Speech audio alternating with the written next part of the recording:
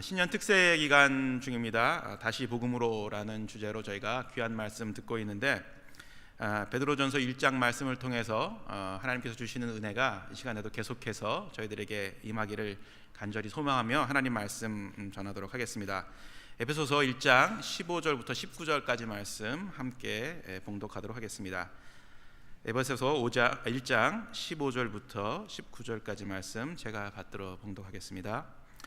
이로 말미암아 주 예수 안에서 너희 믿음과 모든 성도를 향한 사랑을 나도 듣고 내가 기도할 때에 기억하며 너희로 말미암아 감사하기를 그치지 아니하고 우리 주 예수 그리스도의 하나님 영광의 아버지께서 지혜와 계시의 영을 너희에게 주사 하나님을 알게 하시고 너희 마음의 눈을 밝히사 그의 부르심의 소망이 무엇이며 성도 안에서 그 기업의 영광의 풍성함이 무엇이며 그의 힘의 위력으로 역사하심을 따라 믿는 우리에게 베푸신 능력의 지극히 크심이 어떠한 것을 너희로 알게 하시기를 구하노라.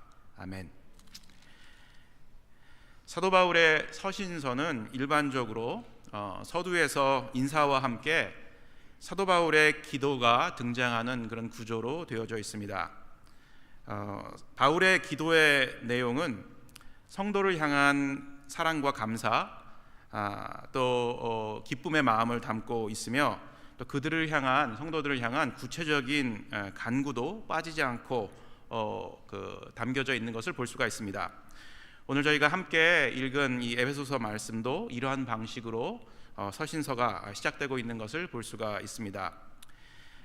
오늘 함께 읽은 1장 15절부터 19절까지의 말씀, 특별히 이제 23절까지 말씀을 저희가 다 읽어야 되는데 오늘은 15절부터 18절까지에 있는 말씀만 한번 좀 풀어서 하나님 말씀을 전해보려고 하는데 15절부터 23절까지에 있는 말씀이 에베소 교회 성도들을 향한 바울의 감사와 간구의 기도가 담겨져 있는 것을 볼 수가 있습니다.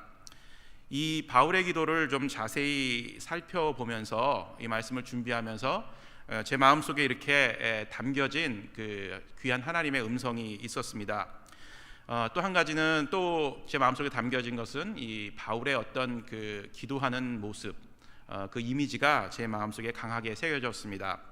그것은 어떤 것이었었냐 하면 사도 바울이 성도를 향한 아비의 마음으로 또 목자의 마음으로 기도하는 것이었습니다.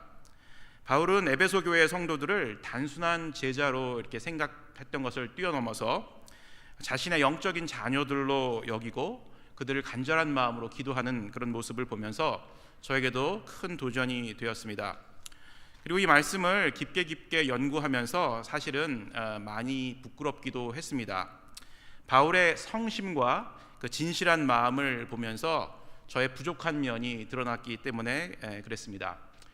저도 이 바울과 같이 이 교회에서 제자를 키우고 제자 훈련을 하고 있습니다.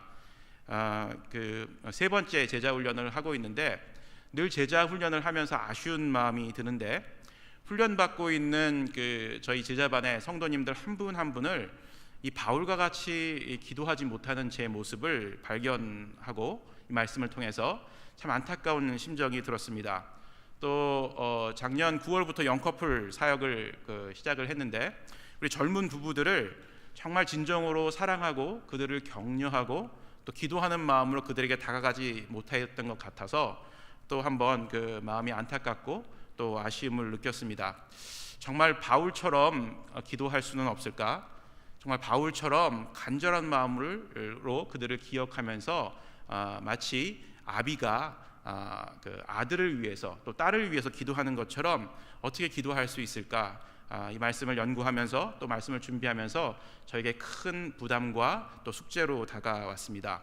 그리고 이 신년 특세를 통해서 다시 복음으로 시작을 해서 이 바울과 같은 마음으로 제자들을 키워야 되겠다. 우리 사랑하는 영커플들을 섬겨야 되겠다. 이런 다짐을 하게 되었습니다. 이 바울이 에베소 교회 성도들을 위해서 이처럼 간절함과 또 성심으로 진실한 마음으로 기도할 수 있었던 것은 바울은 항상 그 성도들을 기억하고 있었기 때문에 그랬을 것이다 라고 한번 생각을 해보았습니다. 그래서 제가 오늘 그 설교의 제목이 Remember and Thanksgiving 이렇게 한번 정해봤습니다. 이 바울의 기도 중에 굉장히 중요한 부분이 기억하고 있었다라는 것입니다. remember 하고 있었다. 아마도 바울은 이 옥중에서, 에베소서가 옥중 서신인데 옥중에서 성도들의 얼굴을 한 사람 한 사람 기억하며 또 그들의 이름을 이렇게 불러가면서 기도하지 않았나, 이렇게 생각을 해봅니다. 물론 이것은 제 추측입니다. 그러나 사실 바울은 에베소에서, 고린도와 사실은 에베소에서 가장 많은 그 시간을 보내면서 제자들을 키웠습니다. 특별히 에베소에는 약 2년 넘게 그 말씀을 전하는 사역, 가르치는 사역에 집중을 하면서 제자들을 키웠기 때문에 그 제자들의 그 이름, 또 제자들의 얼굴을 분명히 잘 기억하고 있었을 것이라고 생각이 되어졌습니다. 그렇기 때문에 이 바울은 옥중에서 이 사랑하는 제자들을 향한 마음을 가지고 그들의 얼굴을 기억하고 또 이름을 불러가면서 기도하지 않았나, 이렇게 생각을 하게 되었습니다. 그런데 성경에서 보게 되면 사실은 사도 바울 말고도 이렇게 제자들을 위해서, 또 택한 자들을 위해서, 택한 백성들을 위해서 기도하는 분이 계십니다. 누구실까요? 하나님 아버지시죠. 하나님 아버지께서는 택한 자들을 위해서, 택한 백성들을 위해서 그들을 기억하시고 그들을 위해서 기도하시는 분이시라는 사실을 성경에서 이야기해주고 있습니다.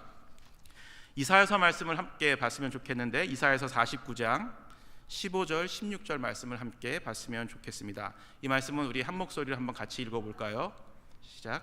여인이 어찌 그 젖먹는 자식을 잊겠으며 자기 태어서 난 아들을 긍휼히 여기지 않겠느냐. 그들은 혹시 잊을지라도 나는 너를 잊지 아니할 것이라. 내가 너를 내 손바닥에 새겼고 너의 성벽이 항상 내 앞에 있나니. 그렇습니다. 하나님 아버지께서는 그 택한 이스라엘 백성, 사실 이스라엘 백성뿐만이 아니라 우리도 포함이 되겠죠. 이 택한 백성을 잊지 않고 기억하고 계시다고 이렇게 이야기를 합니다. 그 젖먹는 자식을 엄마가 잊어버릴 수 없고, 또 자기 태에서 난 아들을 긍휼히 여기지 않는 엄마가 없지만, 혹시 그럴지라도 그들은 그 자식을 잊을 수도 있겠지만 하나님은 결코 그렇게 하지 않는 분이라는 사실을 이 본문의 말씀을 통해서, 이사야서 말씀을 통해서 우리에게 분명하게 이야기해주고 있습니다. 여기 보게 되면 내가 너를 내 손바닥에 새겼고 이라고 얘기했는데, 영어 성경에 보게 되면 ESV 영어 성경에 보면 A palm of my heart라고 이야기를 하고 있습니다. 결국 하나님께서는 이 마음판에, 마음의 손바닥 위에 사랑하는 자들, 사랑하는 택한 백성들을 새기셨다라고 이렇게 이야기를 하는 것을 볼 수가 있습니다.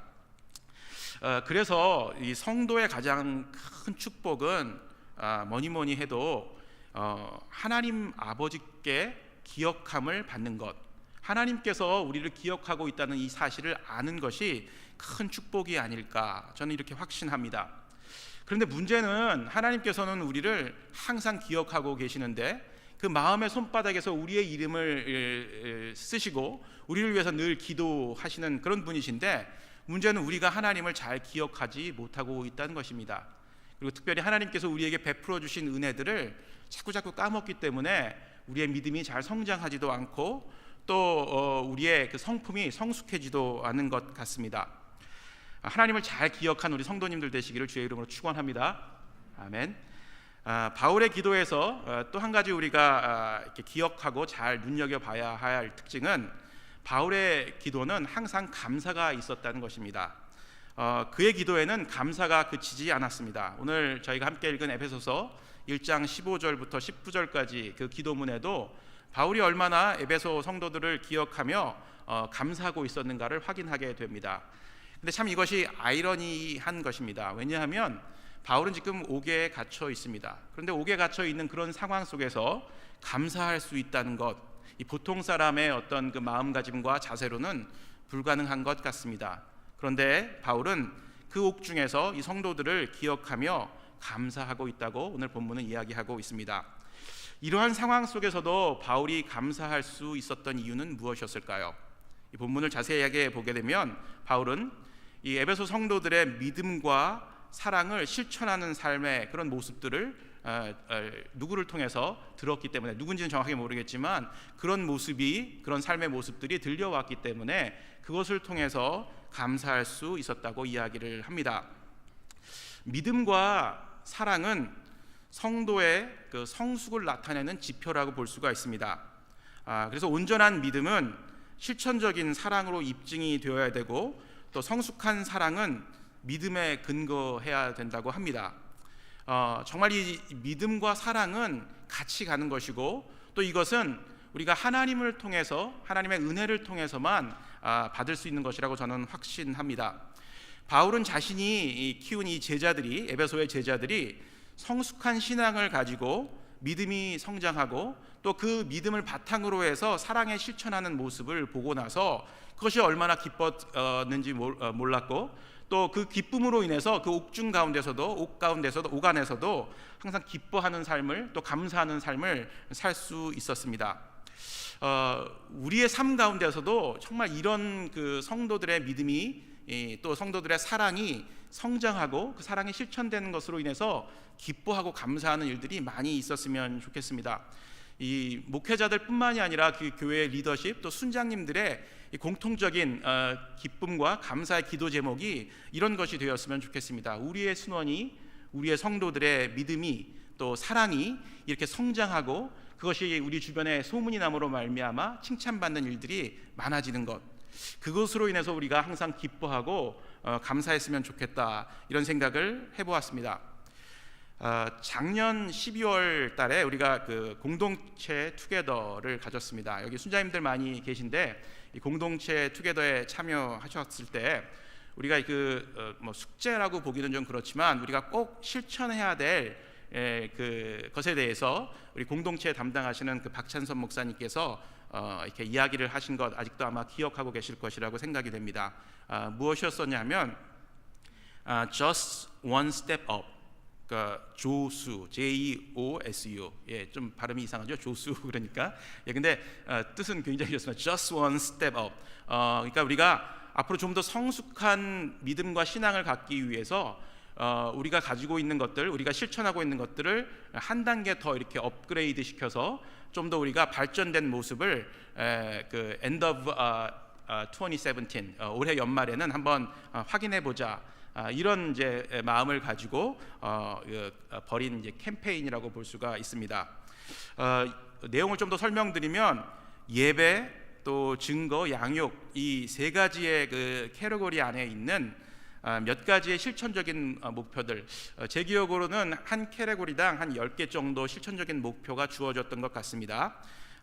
예를 들어 말씀드리면, 순예배 10번 참석하기, 그 다음에 또 20번 참석하기, 그 다음에 성경 일독하기, 분순하기, 순장 키우기, 뭐 이런 그런 실천적인 내용들이 담겨져 있습니다. 그리고 아마 이번 주 순장 모임 때 이제 그 순별로 그것을 다 모아서 이렇게 발표하는 시간이 아마 있을 것이라고 예상이 됩니다. 근데 이것을 준비하면서 저는 영커플들에게 이제 이렇게 그 소개해주고 이게 목표를 정하도록 이게 그 권면을 했는데, 제 마음 같아서는 예비 순장 낳기, 뭐 분순하기, 순모임 20번 이상 참석하기, 그 다음에 뭐 새벽기도 나오기, 이런 걸 좀 해줬으면 좋겠는데, 거의 다 이렇게 순모임 10번 참석하기 이런 거에만 이렇게 체크를 하셨더라고요. 그래가지고 이거 어떡하지? 그래서 이제 좀 더 올려야 되겠다, 이런 생각을 해보고 있습니다. 그렇지만 아무튼 이 순모임 10번이라도 열심히 참석해서 예배 드릴 때 분명히 just one step up이 일어날 것이라고 그렇게 나름대로 감사하고 기뻐했습니다. 우리 영커플들이 좀 연말에 end of 2017 때 좀 더 성숙한 모습으로 이렇게 자라난다면, 성숙해진다면 제가 이 바울처럼 기뻐하고 감사할 수 있지 않을까, 뭐 이런 생각을 좀 해봤습니다. 우리 영커플뿐만이 아니라 우리 성도님들 작년 순에서도 이런 일들이 계속해서 좀 일어났으면 좋겠습니다. 우리 순원 한 분 한 분이 이렇게 신앙과 또 믿음과 사랑이 성숙해짐으로 말미암아 우리 주변의 많은 교회에서 이 초대교회 성도님들 정말 성숙한 믿음과 또 사랑을 실천하는 그런 성도들이라는 그런 이제 자랑이 좀 있었으면 좋겠습니다. 아멘 한번 할까요? 아멘. 아멘을 안 하시네요. 예. 제가 너무 영커플만 얘기해가지고 죄송합니다. 예. 이제 그다음 이제 좀 더 우리가 살펴볼 것은요. 바울의 기도의 내용, 이제 감사에 대해서 저희가 살펴봤는데, 이번에는 그 간구의 내용에 대해서 좀 더 살펴보는 시간 가졌으면 좋겠습니다. 이 바울은 그 감사의 기도를 하나님께 드렸을 뿐만이 아니라 이 간구의 기도도 하나님께 드리는 것을 오늘 본문에서 볼 수가 있습니다. 바울의 이 첫 번째 간구의 내용은 이런 것이었습니다. 에베소 교회 성도들이 하나님을 더 깊이 알도록 하나님 도와주십시오. 이렇게 바울은 기도했습니다. 우리 17절 말씀을 한번 같이 봤으면 좋겠습니다. 우리 한번 같이 읽어보겠습니다. 우리 주 예수 그리스도의 하나님 영광의 아버지께서 지혜와 계시의 영을 너희에게 주사 하나님을 알게 하시고, 그렇습니다. 하나님을 더 깊이 아는 것, 이것은 바울에게 있어서 가장 중요한 기도 제목 중에 하나였습니다. 사실 하나님을 더 깊이 아는 것은 바울에게만 중요한 기도 제목이 아니라 저와 우리 성도님들 모두를 포함한 모든 그리스도인들에게 있어서 가장 중요한 기도 제목이 아닐까, 이런 생각을 좀 해봤습니다. 그러나 문제는 인간의 어떤 지식과 인간의 노력으로는 이 하나님을 아는 것, 또 하나님을 더 깊이 아는 것이 거의 불가능합니다. 그 이유는 우리는 하나님을 볼 수 없기 때문에 그렇습니다. 하나님께서 자신을 밝히 드러내어 보이시지 않는 한 우리는 하나님을 알 수 있는 방법이 없습니다.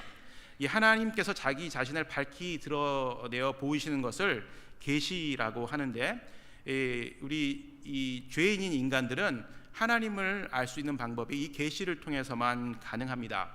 많은 성도님들 알다시피 이 계시에는 두 가지 종류의 계시가 있는데, 첫 번째는 하나님께서 만드신 천지 만물들을 통해서 하나님께서 계시다는 사실을 아는 것입니다. 또 그것을 통해서 하나님을 보는 것입니다. 그러나 이것을 통해서는 구원에 이르는 그런 지식을 얻기는 좀 많이 부족합니다. 그래서 하나님께서는 좀 더 특별한 방법으로 하나님을 알 수 있도록 특별한 계시를 우리에게 허락하셨습니다. 그것이 바로 무엇이냐 하면 하나님의 독생하신 아들 예수 그리스도이십니다. 우리는 예수 그리스도를 통해서 하나님을 온전하고 완전하게 볼 수가 있습니다. 그리고 하나님을 더 알아갈 수가 있습니다.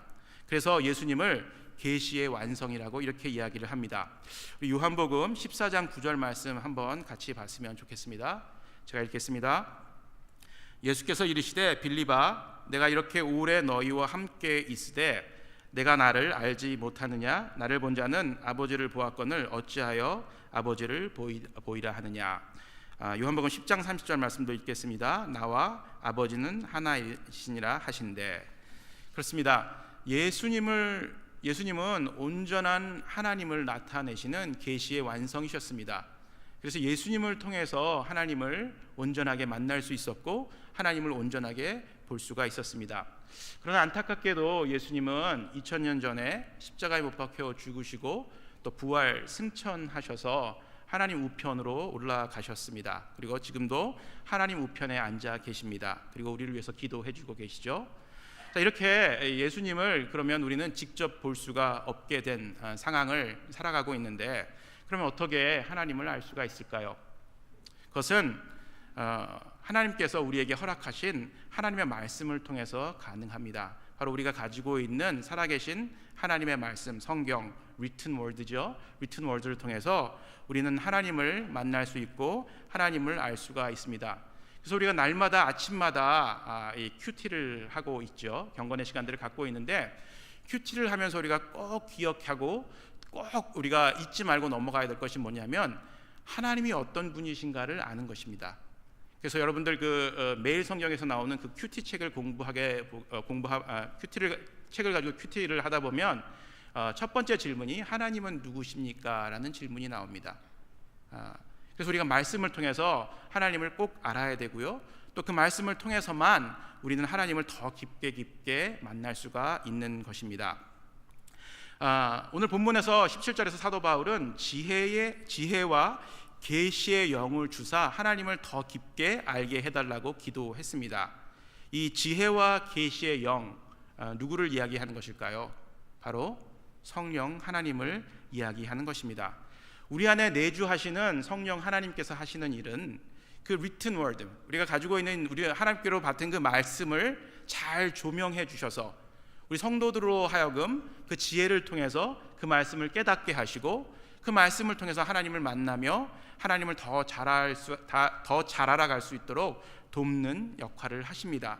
그렇기 때문에 우리가 말씀을 통해서 하나님을 더 잘 알고 하나님을 더 잘 만나기 위해서는 우리 안에 내주하시는 성령님께서 우리를 날마다 도와주셔야 합니다.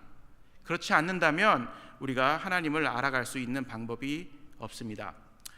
또 한 가지 우리가 기억해야 될 것은 왜 우리가 하나님을 더 잘 알아가야 할까요? 왜 우리가 하나님을 더 잘 알아가야 할까요? 그 이유는 저는 이렇게 생각합니다. 우리가 하나님을 닮아가기 위해서, 하나님의 모습이 우리 삶을 통해서 나타나게 하기 위해서, 다시 말해서 우리 삶을 통해서 예수 그리스도의 삶을 살아갈 수 있도록 하기 위해서 하나님을 더 잘 알아야 된다고 생각합니다.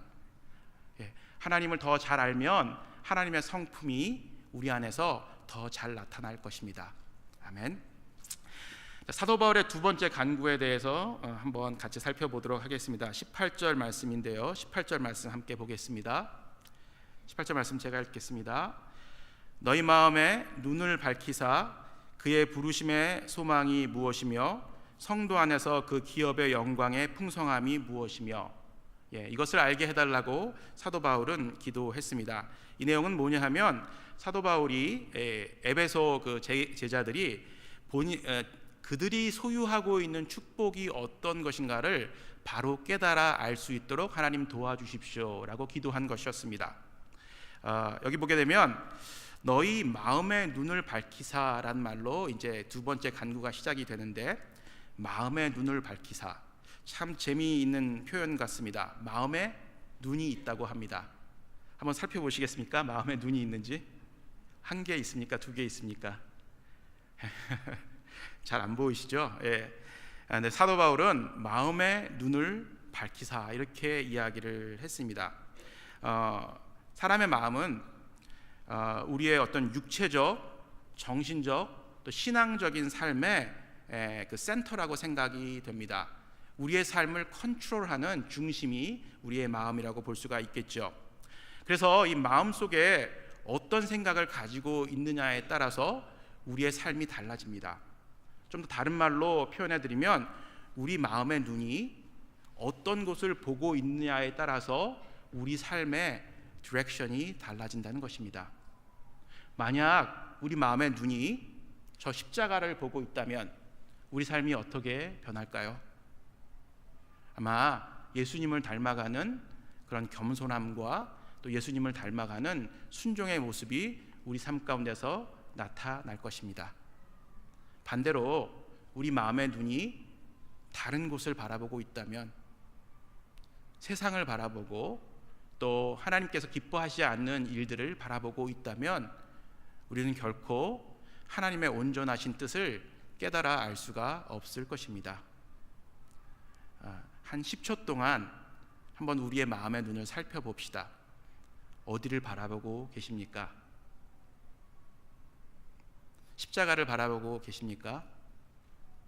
저 십자가에 달린 예수 그리스도를 바라보고 있다면 우리는 그의 부르심의 소망이 무엇이고 또 성도 안에 그 기업의 영광의 풍성함이 무엇인가를 바로 알 수 있을 것입니다.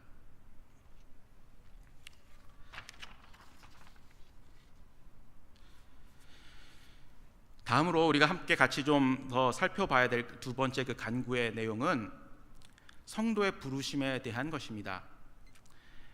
그 부르심의 소망이 무엇이며, 마음의 눈을 밝히사 그 부르심의 소망이 무엇이며, 이렇게 사도 바울은 기도했습니다. 이 성도의 부르심은 하나님의 주권적인 역사입니다. 우리가 이 자리에 있는 것은 우리 스스로가 우리를 불렀기 때문에 있는 것이 아닙니다.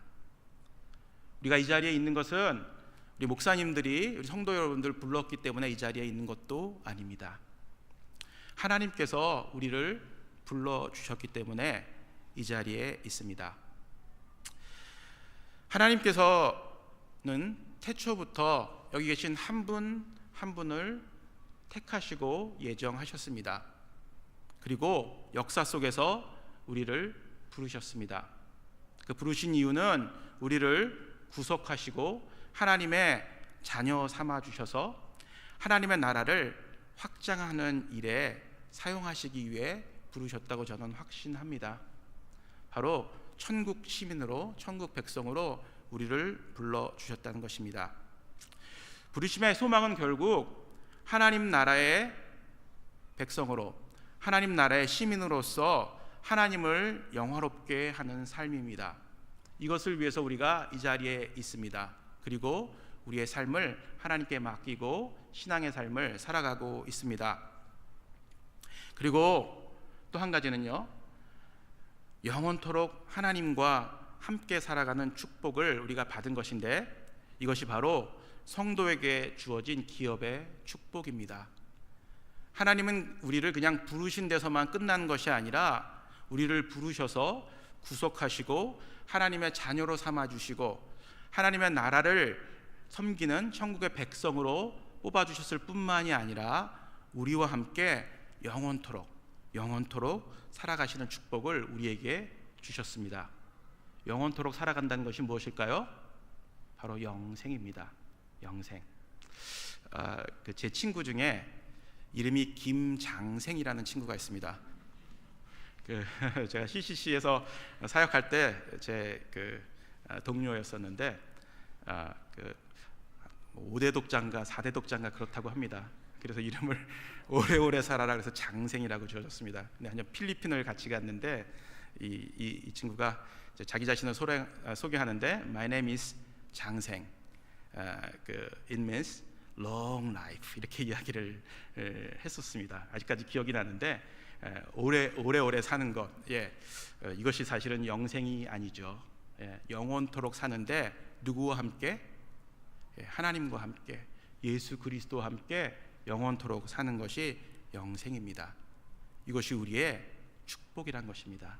이것이 우리 성도의 기업이라고 오늘 사도 바울 선생님은 우리에게 이야기해주고 있습니다. 사랑하는 사람과 오래오래 사는 것 정말 큰 축복이죠. 아멘을 아무도 안 하시네요. 별로 축복이 아니신 것 같습니다. 저는 사랑하는 아내와 오래오래 살고 싶습니다. 그리고 저는 이것이 축복이라고 확신하고 있습니다. 그렇죠? 동의 안 하십니까? 이 설교를 제 아내가 들었어야 되는데 지금 수련회에 가 있습니다. 그렇습니다. 이렇게 땅에서도 사랑하는 사람과 오래오래 사는 게 큰 축복인데, 그렇죠? 우리 정말 사랑하는 하나님 아버지와 영원토록 사는 것, 이거 정말 큰 축복이 아닙니까? 이게 성도의 축복이고 성도의 기업이라고 오늘 바울 선생님이 이야기하고 있습니다.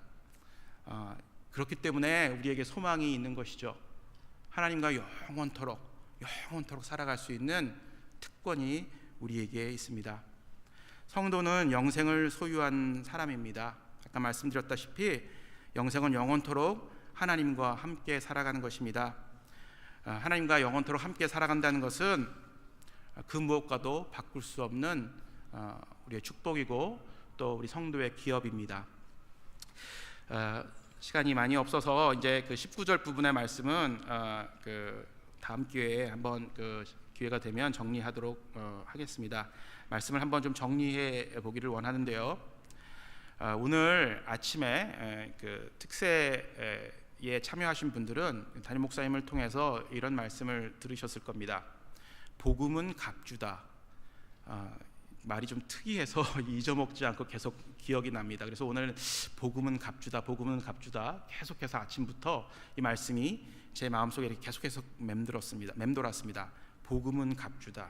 어찌 보면 굉장히 awkward한 그런 표현인데 쉽고 씹고 또 씹으면 이 말씀이 정말 굉장한 진리를 담고 있다는 사실을 깨닫게 됩니다. 아마 성도님들께서도 오늘 아침에 이 말씀을 들으시고 또 그 이후에 계속해서 이 말씀을 생각하셨다면 저와 같은 생각을 가지고 계셨을 것이라고 생각이 됩니다. 담임 목사님께서 이렇게 말씀하셨어요. 이 말씀은 하나님께서 성도를 보호하시는데 특별한 부분을 감싸듯이 보호하시는 것을 의미한다라고 이렇게 말씀을 하셨습니다. 그리고 하나님께서 보호하시는 성도의 특별한 부분은 바로 우리의 마음과 생각이다라고 이렇게 말씀을 해주셨습니다. 빌립보서 4장 6, 7절 말씀을 통해서 다시 한번 확인해 보겠습니다. 우리 함께 같이 읽어볼까요? 6절, 7절 시작. 아무것도 염려하지 말고 다만 모든 일에 기도와 간구로 너희 구할 것을 감사함으로 하나님께 아뢰라. 그리하면 모든 지각에 뛰어난 하나님의 평강이 그리스도 예수 안에서 너희 마음과 생각을 지키시리라. 아멘. 이 말씀을 저 오늘 한 10차례 정도 읽어본 것 같습니다. 그런데 하나님께서 7절에서 그리스도 예수 안에서 너희 마음과 생각을 지키신다, 갑주를 통해서 지키신다라고 이렇게 말씀하셨는데, 그 위에 있는 6절에 보게 되면 우리가 아무것도 염려하지 말고 다만 모든 일에 무엇과 무엇으로 기도와 간구로 감사함으로 하나님께 아뢰일 때 어떻게 해주신다? 우리의 마음과 생각에 갑주를 씌워주신다는 것을 저 나름대로 또 발견을 했습니다. 그렇습니다. 하나님께서 우리가 기도할 때 해주시는 것은 우리를 보호해 주십니다. 특별히 우리의 마음과 생각을 지켜주십니다. 좀 전에 제가 말씀드렸을 때 마음에 눈이 있다고 했죠. 그 마음의 눈이 이 십자가에 달린 예수 그리스도를 바라본다면 우리가 하나님의 부르심의 소망을 이해하게 되고 무엇인지 알게 되고 성도의 기업, 축복이 무엇인가를 바로 깨닫는 축복을 얻게 되지만, 우리의 마음의 눈이 다른 곳을 보고 있다면 하나님의 축복을 온전히 알 수 없다고 말씀드렸습니다. 그런데 우리가 아버지께 모든 일에 기도와 간구로 너희 구할 것을 감사함으로 하나님께 아뢰일 때 하나님께서는 우리의 마음과 생각을 지키셔서 우리의 마음이 예수 그리스도에게 고정될 수 있도록 도와주십니다. 그것이 저는 성도의 큰 축복이라고 생각됩니다. 우리의 마음이 예수 그리스도에게만 고정될 수 있다면 무엇이 걱정이겠습니까? 우리의 마음이 하나님의 말씀에만 고정될 수 있다면 하나님께서 주시는 모든 축복이 우리의 것이 되고 또 우리의 가정, 우리의 자녀, 우리의 교회의 것이 될 것입니다. 중요한 것은 우리의 마음이 그리스도께로 향하고 있느냐, 향하지 않고 있느냐, 이것의 문제인 것 같습니다. 한 해를 시작하면서 우리 성도님들 많은 기도 제목이 있을 것이라고 생각됩니다. 그런데 이런 많은 기도 제목들 중에 급하고 중요한 것 많이 있겠지만, 저는 오늘 우리 바울 선생님께서 저희들에게 가르쳐 주신 이 기도의 제목, 이것만큼 더 중요하고 급한 것은 없다, 이런 생각을 해봅니다. 정말 우리의 삶 가운데서 하나님을 알아가는 삶, 또 우리 마음의 눈이 하나님께만 고정되는 삶, 그러므로 말미암아 성도의 부르심의 소망을 갖고 성도의 기업의 축복을 날마다 누리며 살아가는 이 삶, 이것이야말로 오늘 한 해 동안 우리들이 기도해야 될 기도의 제목이 아닌가, 이런 생각을 해봅니다. 이 시간 오늘 말씀을 생각하면서 하나님께 기도하는 시간 갖도록 하겠습니다. 우리